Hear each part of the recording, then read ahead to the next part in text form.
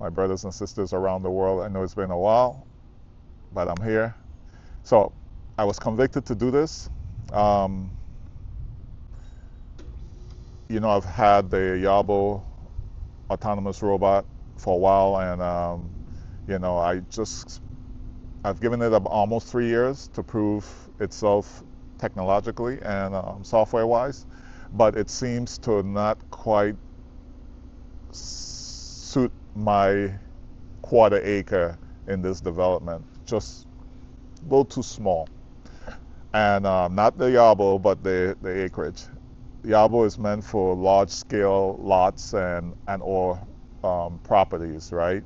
And I know that now because, and I'm going to show you guys, I'll do a quick walk around. I'm going to do these videos in segments. This is really just to introduce the LUBA Mammotion, the LUBA 3000. And I just wanted to do a quick comparison of the difference on these two machines. I know they don't compare in no way.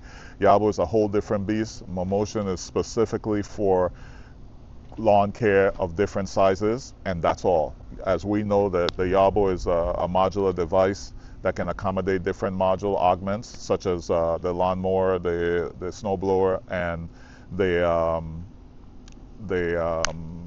leaf blower, and some other concept stuff that they have going on. But I just wanted to show you the size difference, show you the cutting deck, and then that'll be it for the Yarbo. I think I'm gonna have to retire the Yarbo to just being like a patrol unit and or just an ornament. I'm not good at selling things, so I don't know that I'll ever get rid of it. But if I do, I do. That's something for the future. Right now, I still have it, and I'm running the Mammotion. And what I found out is that the Mammotion can do a lot for the space I have relative to the Yarbo. There's some issues which I'll talk to you guys about, and that's what I wanted to do really, is to just declare the reality around what the Mammotion really is, because as you guys already know, you know me, I don't look for sponsorships. I buy what I want and what I need. And so I only do these videos to kind of open the world to the truth behind these devices. Because even though a lot of these influencers say, oh, it's my decision, it's my choice, it's my review, and whatever.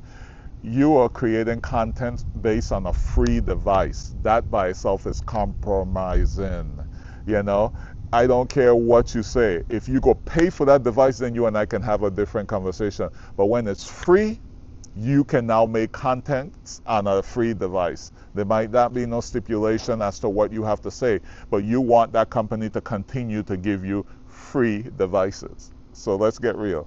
So this is going to be real. I'm going to flip this around so I can show you guys these devices, and then we're going to start talking about this to try to maintain a sensible length on this video. All right, good seeing you guys again. Let's get into this. All right, there they are. We have the LUBA 3000, and of course the Yarbo with the mower module. The kind of grass I have here is St. Augustine, so it is some of the hardest grass to cut. So let's take you guys around, let you see these guys for what they are. I know there's 1,000,001 video of these robots. That's why I didn't do an unboxing, and I'm not going to do an unboxing. I just want to show the devices for what they are. You can almost see Yarbo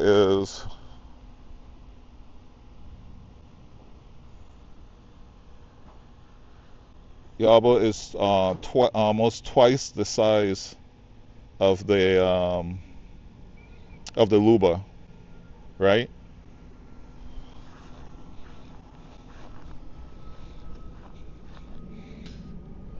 It's crazy.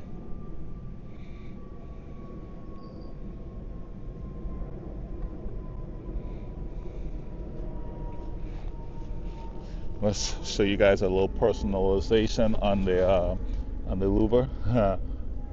Florida, baby. That's a 3D printed license plate for those of you wondering how I got that. And then of course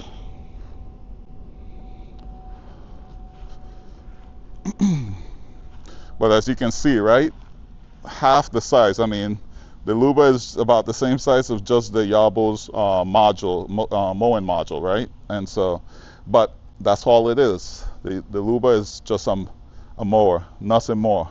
The Yarbo is everything you can imagine.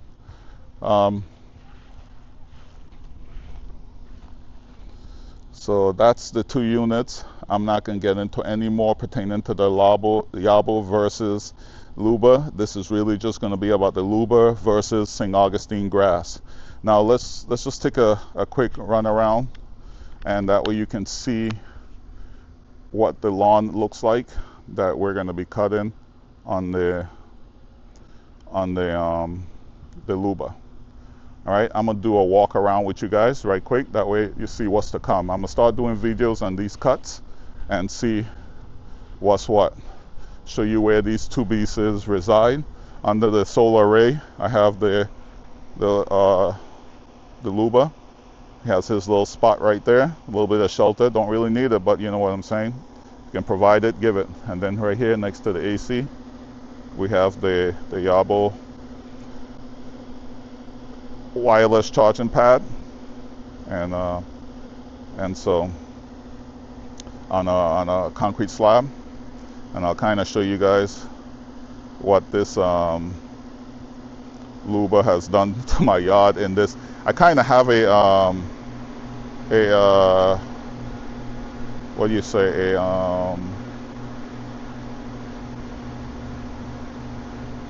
a depression right here. And so water kind of settles in this spot. And of course, of all the grass and every spot in this yard, LUBA decided to find out one spot to mess up that's wet. It could have done, and then the weirdest thing is that it's doing 0 turns. I have it set to multi-point turn, but for some reason, it's doing 0 turns. And I figure out, I did some research, I figure out it has stuff to do with the amount of perimeter cuts you do, and then the space that it has to do the turn in. If it's too confined, it does 0 turns. It overrides the setting that you put in place, which contradicts the whole point of having that setting at a multi-point turn, you know, because you're trying to avoid this very same thing right here.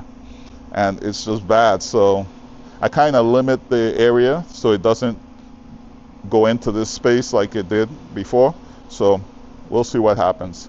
But anyway, this is the right side of the house. Just walk this down.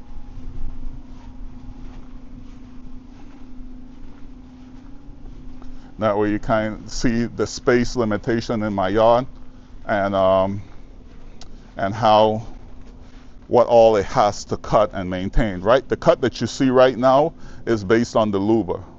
So I just got the LUBA a day ago, so I did an initial cut setup and all the areas that it has to cut. And I mean, don't get me wrong, it's not a plug and play. You have to customize the settings to meet the space that you're trying to cut. Like this guy, just the grass area on this guy is just way too much. It's way too small, rather, not too much. So you actually have to extend the area into the concrete to fool the software into thinking that it's sufficient, which again, I didn't know this about the LUBA. The LUBA has a 5 square meter limit, minimum, that it has to be able to meet in order to accept the area as a valid area. So I got it set up. It works now. It cuts the area. You can see that's a pretty clean cut. And then all these spaces I'm showing you, the Yarbo couldn't do. Just too big of a unit, man. And then between the houses, because these houses, as you saw coming through the right side, they're limited space. It's just, yeah, the whole RTK solution and the vision solution. The Yarbo has vision, it has RTK, and it has ultrasonic. And with all that sensors, it still couldn't navigate between these houses. The dead reckoning aspect of Yarbo is not ideal for tight quarters. It just, you can see it going down on a trajectory, and then it just starts to fade one way or the other. It's like a drunken robot, you know, with no sense of direction. But anyway, I now know it's just too big of a device for the area I am expecting it to cut in, and that's the problem. So we're going to try the Mammotion and see how that plays out. Now, if you look here, this little strip to the right, I was even able to get the Mammotion to cut this. Now, the problem with this, you can't cut it with the obstacle detection. It won't work. It just, the spacing and everything is too complex. So you have to do it without obstacle detection. So just really bumper and RTK positioning. But with that off, man, it hugs this boundary to the millimeter, I'll say to the centimeter. And then it comes round, and I got some added space on the sidewalk to give it a little more berth, but it plays out well. All right, and then let's head down the other side. And we're cutting, I agreed with my neighbor, I'll cut both sides so that it cuts this entire area. And again, I had to do some tweaking to get it where I want it to be, but it did a pretty good job, you know. There's still a lot to do to set it up, but that's where I'm going to take you guys on that ride with me, and hopefully get it where it needs to be so it's fully on a schedule and autonomous. But that's it. Oh, let me show you guys one last thing. So I was originally going to not do no-go zones and just let it figure it out. I'm still on the fence about that, because I should have shown you guys at the front on the left side of the sidewalk. There's a single tree there. And I did, for that small area, the 5mm area, that pole, I did those to just let the robot use the AI to figure it out, and it did a great job, except for the other side, the tree. No, I have a no-go zone there, but I'm struggling with it now.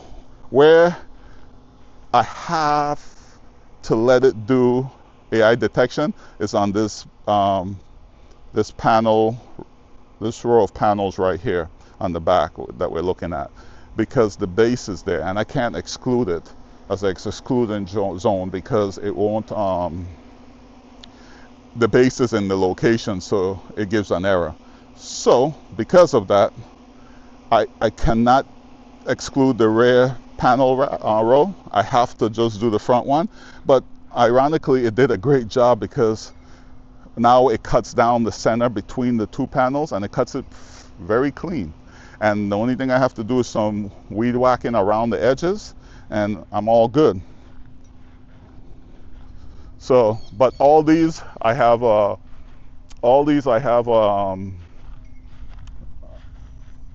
no-go zones for, because again, this is a lime tree that I've been trying to grow for 2 years. It kind of died off and came back, so I'm trying to get it where it's mature enough where you can see. This is a bougainvillea, yeah, that's it.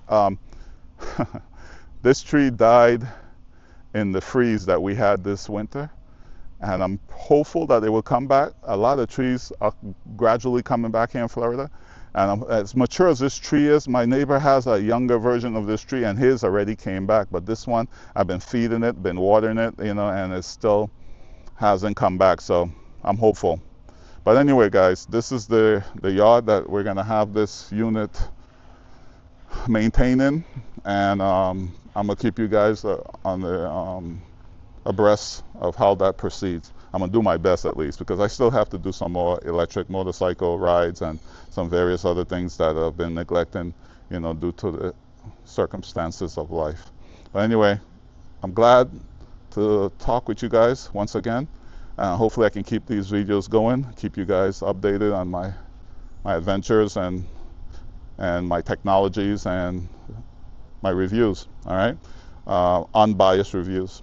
All right, well, to my brothers and sisters called by Christ, I pray that you guys have a wonderful day, night, or morning, whatever it is, and until the next video.